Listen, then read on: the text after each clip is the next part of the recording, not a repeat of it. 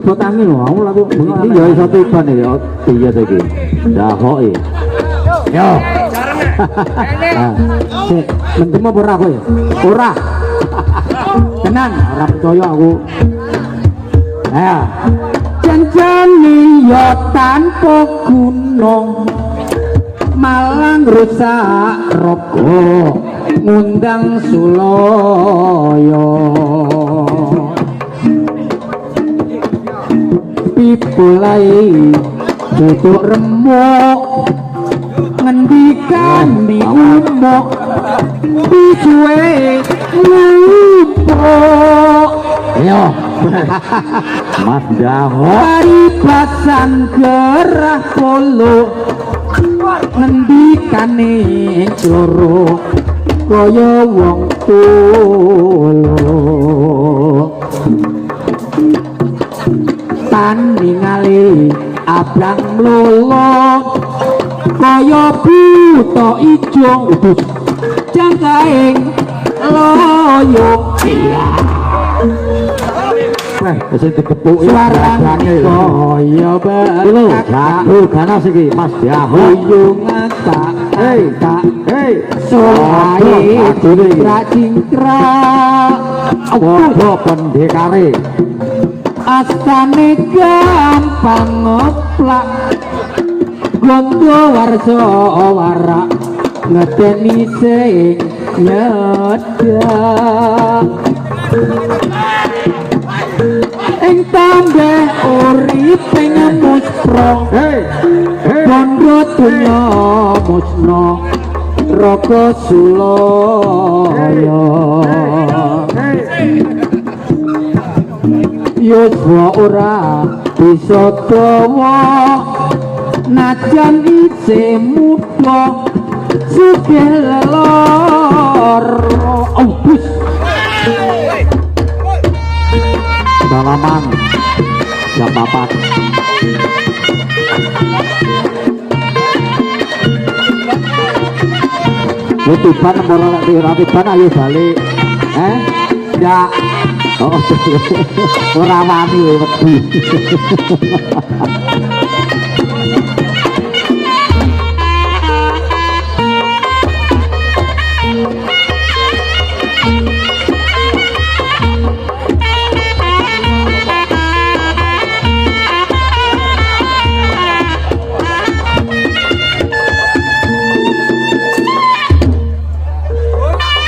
iki karep kanca dhewe iki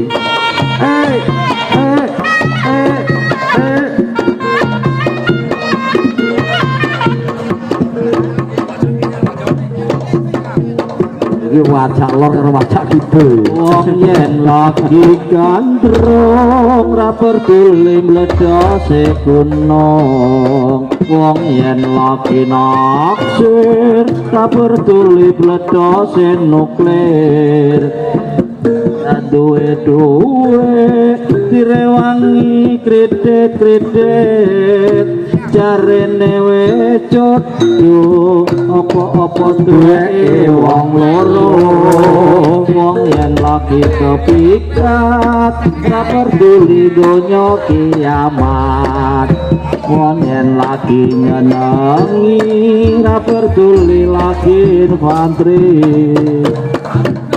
wae bokek direwangi retek-retek jarene wis jodoh apa-apa duweke wong loro irung bangir duweke sapa dek irung bangir yo duweke lambe tipe duweke sapa dek lambe tipe yo duweke dapat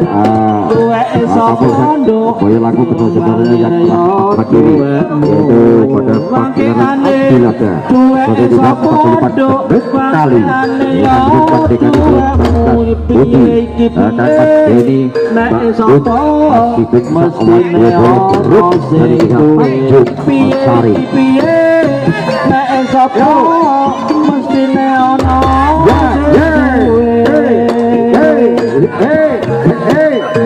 yang kelingan pas seduluran iki kalian pas seduluran iki wajak lo karo wajak iki yo persahabatan baulan iki tak neng Kang Mas Nyambi sebelum nikah nih Kang Mas Nyambi aku duwe kanca putri grapya pokoke buyut rumun lahir lan batine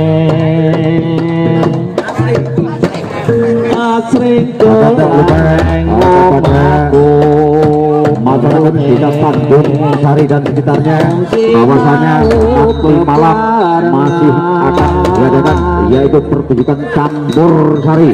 Sekali lagi ini waro-waro dari Kampus Budi khususnya di desa Tanjung Sari bahwasanya nanti malam masih diadakan yaitu sebuah pertunjukan yaitu untuk menghibur khususnya desa warga Tanjung Sari sebuah campur sari.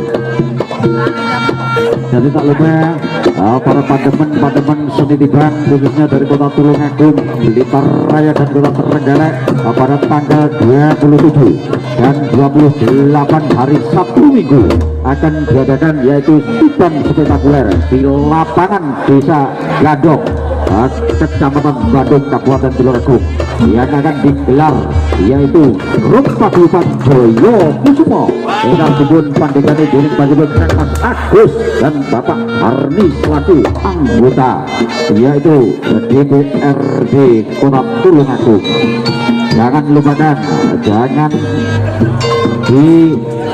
melupakan sekali lagi yaitu pada tanggal 27 dan 28 hari Sabtu dan hari Minggu di lapangan desa Gadok Kecamatan Kabupaten Tulungagung.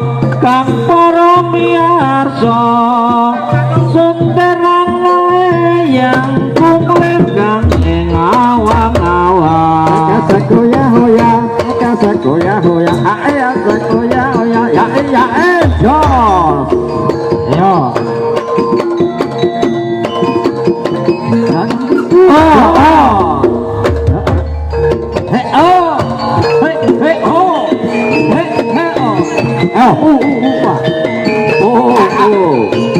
alon